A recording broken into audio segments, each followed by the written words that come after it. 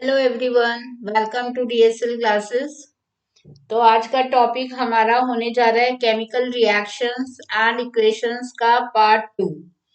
जैसे कि हमने कल एक पार्ट इसका ब्रीफिंग किया था बच्चों, आपने रिवाइज कर लिया होगा। तो अभी हम सेकंड पार्ट इसका स्टार्ट करने जा रहे हैं, कंप्लीट करेंगे आज इस चैप्टर की ब्रीफिंग को। तो चलिए शुरू करते हैं। Chemical reactions and equations part 2। तो हमने क्या क्या पढ़ा था कल, पहले हम ये देखते हैं, है ना। जल्दी से रिकैप करते हैं कि हमने कल पढ़ा क्या था। एक तो हमने रिएक्शंस एंड बैलेंसिंग का रिवाइज किया था, जिसमें मैंने आपसे पूछा था यदि आपको कोई प्रॉब्लम है देन यू कैन आस्क, तो मैं इस पे सेपरेट वीडियो बना दूंगी। तो अभी आपको यदि कोई भी प्रॉब्लम है देन आप टेलीग्राम ग्रुप पर बता सकते हो। केमिकल रिएक्शंस की हमने टाइप्स देखी कि केमिकल रिएक्शन क्या होती है, केमिकल चेंजेस जब भी आते हैं तो केमिकल रिएक्शन होती है। और ये कितने टाइप की होती है, combination, decomposition, displacement and double displacement. हमने ये चार रिएक्शंस की जो टाइप है वो हमने वहां पर डिस्कस कर ली थी। चलिए अभी मैं रिएक्शंस की जो लास्ट टाइप है रिडॉक्स रिएक्शन, उसको लेने से पहले मैं आपको एक और बात भी बता दूं कि हम रिएक्शन को कि कहीं पर भी आइडेंटिफाई कैसे करेंगे कि यहाँ पर फिजिकल चेंज नहीं हो रहा है, यहाँ केमिकल चेंज हो रहा है एंड यहाँ केमिकल रिएक्शन हो रही है, ये हमें पता कैसे चलेगा। तो एक रिएक्शन को आइडेंटिफाई करने के बहुत सारे मेथड हो सकते हैं, बहुत सारे तरीके हो सकते हैं। कहीं पर ऐसा हो सकता है कि जब रिएक्शन हो रही हो तो वहां पर कोई गैस निकल रही हो, बबल आउट हो रही हो गैस, जैसे कि हाइड्रोजन गैस निकल रही हो रिएक्शन के बाद, या CO2 गैस निकल रही हो। तो इवोल्यूशन ऑफ एनी गैस ये शो करता है कि वहां पर केमिकल रिएक्शन हो रही है। जैसे यहाँ आप देख रहे हो बबल करके गैसेस बाहर निकल रही हैं, दैट मीन्स यहाँ पर रिएक्शन हुई है। या ये भी हो सकता है कि कहीं गैस ना निकल रही हो, जरूरी नहीं है हर जगह इवोल्यूशन ऑफ गैस ही होगा। ये भी हो सकता है कि कहीं पर हमने कुछ कोई दूसरा कंपाउंड जब डाला उसमें तो उसमें कलर चेंजेस आ गए हों। जैसे यहाँ पर कॉपर सल्फेट का जो सॉल्यूशन है वो ब्लू कलर का होता है, है ना, सी ग्रीन कलर का ऐसा होता है। एंड देन जब इसमें हम यदि जिंक की एक रॉड या कोई जिंक का कोई प्लेट, कोई भी चीज ऐसी जिंक की डाल दें, डाल रखी है जैसे ये, तो कुछ टाइम के बाद क्या होगा, वहां पर रिएक्शन होगी एंड यहाँ पर इसका जो कलर था वो ब्लू कलर से फेड हो जाएगा और वो कलरलेस हो जाएगा। तो there will be a change in the colour of the solution which also shows कि वहां पर केमिकल रिएक्शन जो है वो हो रही है। या फिर ये भी ना हो तो क्या हो सकता है कि जब हम दो कंपाउंड्स को मिलाएं, दो रिएजेंट्स को मिलाएं आपस में, तो एक प्रेसिपिटेट बनता हुआ हमें नजर आए। प्रेसिपिटेट क्या होता है, जब एक सॉलिड पार्ट एक लिक्विड सॉल्यूशन में हैंग करता है, बनता है, तो वो सॉलिड पार्टिकल्स हैं वो उसमें या तो सेटल डाउन हो जाते हैं बहुत ज्यादा हैवी होने की वजह से, या फिर कोलाइडल होगा तो पूरे इसमें वो मर्ज हो जाएंगे। तो precipitate is a solid part of one compound which is dissolved in the liquid part of other compound.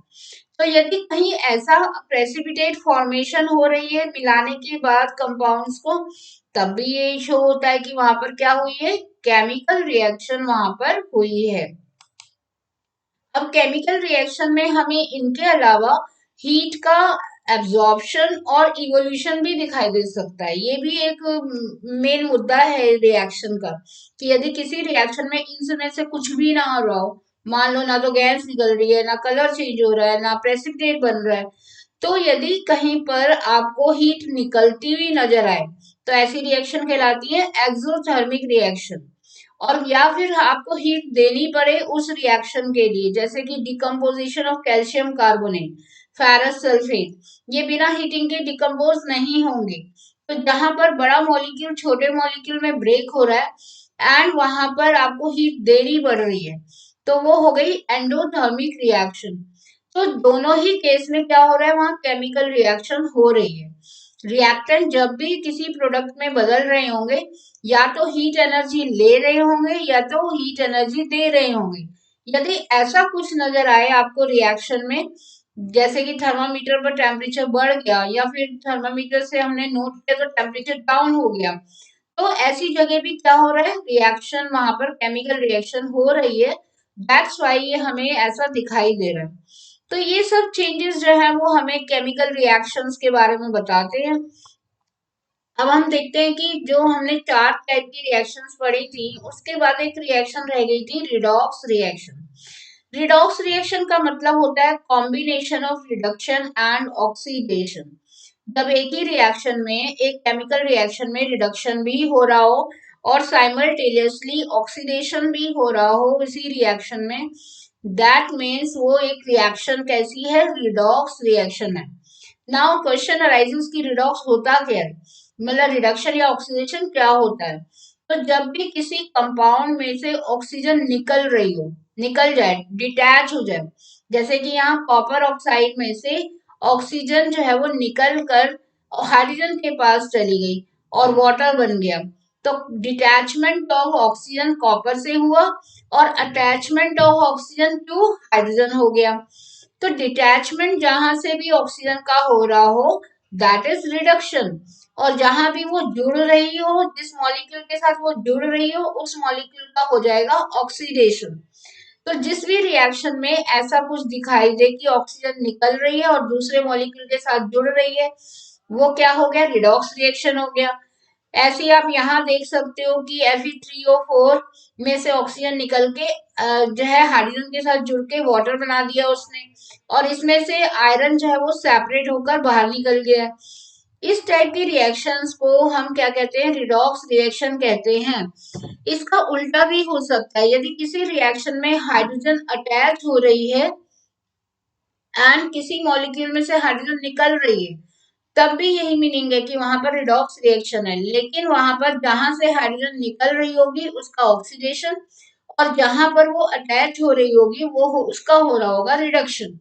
तो जस्ट ऑक्सीजन का जो मैंने यहाँ फंडा बताया उसका रिवर्स है हाइड्रोजन के लिए, लेकिन वो भी एक रिडॉक्स रिएक्शन में ही काउंट होगी, चाहे वो हाइड्रोजन के बेस पर आप गिन रहे हो या ऑक्सीजन के बेस पर गिन रहे हो।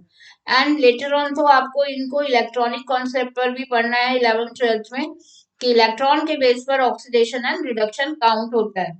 जो एलिमेंट इलेक्ट्रॉन लूज कर रहा होता है उसका होता है ऑक्सीडेशन, और जिसने इलेक्ट्रॉन गेन किया होता है that will be under going the reduction part. ठीक है, तो वो लेटर ऑन आप इस कॉन्सेप्ट को भी 11th में पढ़ोगे, which is very very important. ये भी अपनी जगह इंपॉर्टेंट है, लेकिन वो मोस्ट इंपॉर्टेंट मैं कहूंगी, उसके बिना हमारा काम नहीं चलने वाला 11th में। चलिए, रिडॉक्स रिएक्शन के हम डेली लाइफ में कुछ इफेक्ट्स देखते हैं कि डेली लाइफ में इसके क्या इफेक्ट्स हैं ऑक्सीडेशन रिडक्शन के हमारे। जैसे कि हमने देखा है कोरोजन होते हुए। अब व्हाट इज कोरोजन, जब कोई मेटल यदि एयर में कहीं भी पड़ा है, जैसे आप यहाँ देख रहे हो आयरन का कोई आर्टिकल है और वो एयर में डैमेज हो गया है, क्योंकि सराउंडिंग में पड़े पड़े उसकी जो अपर लेयर है वो सारी रस्ट हो गई है, तो it is also called rusting. Rusting is a part of corrosion. Iron के केस में हम रस्टिंग कहते हैं और सारे मेटल के केस में हम उसे कोरोजन कहते हैं। तो जब भी अपर लेयर ऑफ मेटल जो है वो डैमेज हो जाती है, क्योंकि वो ऑक्सीजन और वाटर से, जो सराउंडिंग में ऑक्सीजन है उसके साथ रिएक्ट कर रही है, केमिकली रिएक्शन हो रही है उसकी, और उसका ऑक्सीडेशन हो रहा है, देन इन दैट केस क्या हो जाता है, वो मेटल डैमेज होने लगता है सरफेस से, और उसकी सरफेस पर कोई ना कोई कलर, कोई अलग कंपाउंड दिखाई देने लगता है। जैसे कि आयरन के केस में हमें एक जंग नजर आने लगता है जिसे रस्ट कहते हैं। ऐसे कॉपर में भी जब पानी वगैरह चारों तरफ मॉइस्चर हो, गीला हो, वो कॉपर का पार्ट पार्ट जो है, तो उसके ऊपर भी एयर से ऑक्सीडेशन के बाद जो है ग्रीन कलर के बेसिक कॉपर कार्बोनेट बनना शुरू हो जाता है, जो ग्रीन कलर का यहाँ पर ये देखो इकट्ठा हुआ पड़ा है। तो ये this process is called corrosion. और इससे प्रिवेंट करने का एक यही तरीका है कि या तो उसे एलॉयज में बदल लो, या फिर आप उसको अच्छे से साफ करके उसके ऊपर ग्रीसिंग वगैरह करते रहो, या पेंट वगैरह कर दो, तो या गैल्वेनाइजेशन कर दो, प्लेटिंग कर देते हैं। जैसे जितने भी आयरन के आर्टिकल्स हैं आजकल मार्केट में अवेलेबल है, उनके ऊपर प्लेटिंग कर दी जाती है, गैल्वेनाइजेशन कर देते हैं। तो ये सब प्रोसेस है, मेथड्स हैं जो कोरोजन से बचाने के लिए हम मेटल को हम यूज करते हैं। ऐसे ही एक और मेथड है जो हमें सराउंडिंग में नजर आता है, वो है रेंसिडिटी, जो ऑक्सीडेशन का ही पार्ट है। तो ये रेंसिडिटी क्या है भाई? जब भी कोई फैटी या ऑयली चीज जो भी हम खाते हैं और उसको हम थोड़े दिन के लिए, थोड़े टाइम के लिए ऐसे ही छोड़ दें एयर में, तो उसका धीरे धीरे टेक्सचर और अपीयरेंस है वो बदलने लगता है, चेंज होने लगता है और डिकम्पोज होना शुरू हो जाता है ऑक्सीजन की प्रेजेंस में। इस प्रोसेस को ही क्या कहा जाता है? That is called rancidity.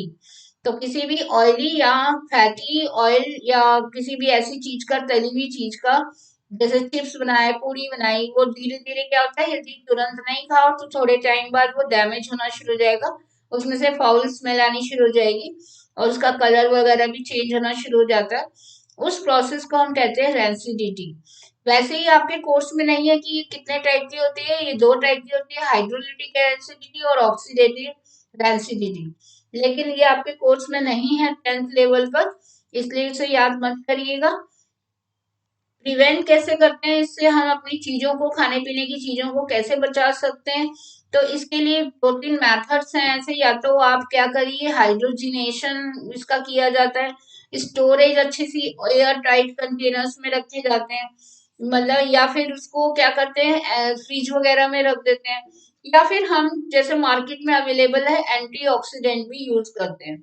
तो नाइट्रोजन की प्रेजेंस में उनको क्या किया जाता है, उनको फिल किया जाता है, नाइट्रोजन गैस उसमें भरी जाती है ताकि उसमें ऑक्सीडेशन ना हो पाए उनका। तो जितने भी मार्केट में फूड अवेलेबल हैं जो प्रिपेयर्ड होते हैं, जैसे चिप्स वगैरह हैं, वो फ्राइड चीजें जितनी भी हैं, वो आपको क्या मिलती है, एक एयर उसमें भरी हुई होती है, एक कुछ भरा हुआ होता है, वो होती है नाइट्रोजन गैस, जो उसको ऑक्सीडेशन से प्रिवेंट करती है। या फिर हम यदि इंडस्ट्रियल लेवल पर देखें तो हाइड्रोजिनेशन कर सकते हैं, गुड स्टोरेज वगैरह फ्रिज वगैरह में या एयर टाइट कंटेनर में रखेंगे तो काफी दिन चीजें जो है वो चल जाएंगी। जहां पर हम एयर से कनेक्शन उसका तोड़ दें किसी तरह से, तो फिर ऑक्सीडेशन उसका बच जाएगा। तो ये मेथड हम अप्लाई कर सकते हैं। तो ये था हमारा फर्स्ट इस चैप्टर का ब्रीफिंग। आई थिंक आपको मजा आया होगा और रिवाइज हो गया होगा आपका चैप्टर पूरा एक बार, और अच्छे से प्रिपेयर करिए इसे। और फिर मैं कल आपसे बात करूंगी इसके मोस्ट एक्सपेक्टेड क्वेश्चंस जो इस साल आ सकते हैं 2021 में, उन क्वेश्चंस की बात करूंगी आपसे। और साथ साथ में आप कोई भी डाउट है आप टेलीग्राम ग्रुप पर ज्वाइन कर सकते हो, हमारे साथ वहां पूछ सकते हो। या फिर आपको मैं एक और अमेजिंग बात बताऊं, अनअकैडमी ने आस्क अ डाउट सेशन शुरू किया है। इस आस्क अ डाउट सेशन में आप क्या करोगे, कोई भी जो एनसीईआरटी का क्वेश्चन आपको डाउटफुल है, आपको नहीं समझ आ रहा, एक्सप्लेन नहीं हो पा रहा उसका आंसर, आप वहां पर फ्री ऑफ कॉस्ट पूछ सकते हो। That is all free of cost. बस आपको क्या करना है, डीएसएल क्लासेस का वहां पर कोड डालना है। तो चलिए मैं आपको दिखाती हूँ कि कैसे करेंगे ये। आप आज का डाउट जो मैं आपको बता रही हूँ कि आप डाउट कैसे पूछ सकते हो अनअकैडमी पर, वो मैं आपको दिखा रही हूँ कि कैसे पूछा जाएगा। ठीक है, बने रहिए मेरे साथ। तो हम पहले क्या करेंगे, अनअकैडमी की ऐप डाउनलोड कर लेंगे और वहां पर जाकर ये देखो, ये है आस्क डाउट, वहां पर क्लिक करेंगे। एंड देन यदि हमारा क्वेश्चन गैलरी में सेव्ड है या हमें पिक्चर क्लिक करनी है तो हम उसे करेंगे। यदि क्लिक करनी है तो क्लिक पर लगाइए, या गैलरी से आप पिक्चर ले लीजिए, जैसे मैं यहाँ ले रही हूँ। मैंने एनसीईआरटी का ये क्वेश्चन लिया और उसको क्या किया, स्क्रीनशॉट कर लिया एंड देन उसको हाईलाइट कर रही हूँ उस क्वेश्चन को जो मुझे पूछना है। एक बार में एक ही क्वेश्चन पूछेंगे, उसे हाईलाइट करने के बाद आप उसे वहां पर जो है सेंड कर देंगे। लेकिन उससे पहले आपको सब्जेक्ट को सिलेक्ट करना है, जैसे ये केमिस्ट्री का है या मैथ्स का है या साइंस का है, आप उसे सिलेक्ट करेंगे एंड देन सेंड कर देंगे। विद इन 1-2 मिनट ही आपका जो आंसर है वो वीडियो जो है वो आपकी आ जाएगी। ठीक है, तो इस टाइप से आपको ये करना है और जरूर करिएगा। मिलते हैं नेक्स्ट वीडियो में फिर आपके साथ, and till then bye everyone, have a nice day.